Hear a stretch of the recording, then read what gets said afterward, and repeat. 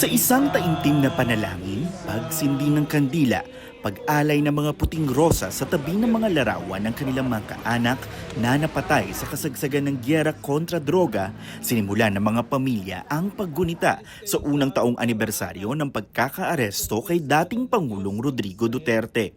Hindi tayo titigil hanggat walang nananagot sa mga ginawang pagpatay.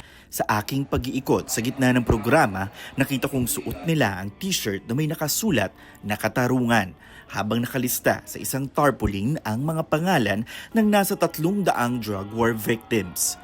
Sinundan ng programa ng isang misa na pinangunahan ni Father Flavie Villanueva ang namumuno sa program Paghilom, isang inisyatibo na tumutulong sa mga pamilya ng mga biktima ng extrajudicial killings. Dito nakilala ko si Cristina. 3 sa kanyang mga anak ang sunod-sunod na pinatay noong Duterte drug war. Kaya nang mabalitaan niyang inaresto ang dating Pangulo, May tumawag sa akin na, Nanay Cristina, nalaman niyo na ba yung hindi pa po, nahuli na po si Duterte ng mga ISIS. Ang laking pagsasalamat ko at mabibigyan ng katarungan ng pagkamatay ng mga anak ko. pero kwento ni Cristina, ang sugat na iniwan ng trahedya, hindi raw agad-agad kayang maghilom. Hindi po, kasi kahit anong gawin hilom sa namin.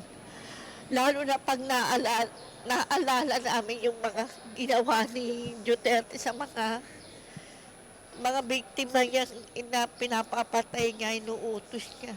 Kahit sabihin mo, inuutos niya kasi siya ang pinakaulo ng mga sabihin niya, wala sa kasalanan. Sabihin niya, hindi siya nagpapatay. Gagawin ba ng mga pulis yun kung hindi niya inutos? Sa pananatili ni Duterte sa The Hague, naniniwala si Father Flavie na nakahanap ng pag-asa ang mga biktima ng drug war na kapuspalad at salat sa hustisya. Dahil nga nadala na yung berdugo na nagpapatay ng libo-libong kababayan at ang mga maralita noong 2016 to 2021. Sorry, hindi na 2016. Mas matagal pa nung panahon siya at mayor sa Davao. Dasal ng pari, Sa paglilitis, may mga dugo sa kamay. Huwag natin kalimutan yung mga biktima. No? Yung mga biktima na nangangailangan at nananalangin ng paghilom. Kasabay ng paghilom ng mga biktima, yung paghilom ng bayan. Sabi nga natin kanina, Duterte nagpapatay sa hate habang buhay. sa isang misa rin sa Davao City naman inalala ng mga taga-suporta ni dating Pangulong Duterte ang pagpapadala sa kanya sa The Hague. Ang kanilang dasal, ligtas na makauwi ang dating Pangulo. Galit ang mga tao. Isang taon na sila galit at hindi huhupa yung galit. Dinaluhan ni Vice President Sara Duterte ang misa at sa hiwalay na mensahe sinabi niyang dapat maging mapagmatsyag ang mga Pilipino sa mga pagtatangkang balukturin ang hustisya. Walang sino mang Pilipino ang dapat pagkakaitan ng proteksyon ng ating saligang batas. Tila may bahid ng panunumbat naman ang naging mensahe ni Davao Congressman Pulong Duterte kung saan pinaalala niya na ang kanyang ama ang pumayag na ilibing sa libingan ng mga bayani ang dating diktador at pangulo na si Ferdinand E. Marcos. Dagdag pa ni Pulong kasaysayan ng huhusga sa ginawa ng Marcos administration sa kanilang ama at ang March 11 ay magpapaalala raw ng kataksilan sa isang taong nanilbihan sa bansa. Inaresto si Duterte sa Ninoy Aquino International Airport matapos dumalo sa isang rally sa Hong Kong sa bisa ng isang ICC arrest warrant.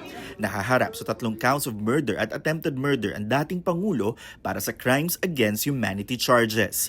Saklaw nito ang mga patayan noong siya ay Davao Mayor hanggang maging Pangulo noong 2016 hanggang 2019. Kailangang makumbinse ng prosecution at ng mga biktima ng drug war ang pre-trial chamber judges na may sapat na basehan ang kanilang kaso para umusad sa isang paglilitis. Kailangan kasing ma-confirm ang kahit isang charge laban kay Duterte para tumuloy sa isang trial. Samantalang ang papel naman ng defense ay patunayan na walang sapat na ebidensya ang prosekusyon at legally flawed ang kaso laban kay Duterte.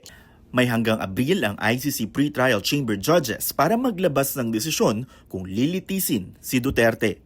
Para sa impormasyong napapanahon at on-demand, Tristan Udalo, Newswatch Plus.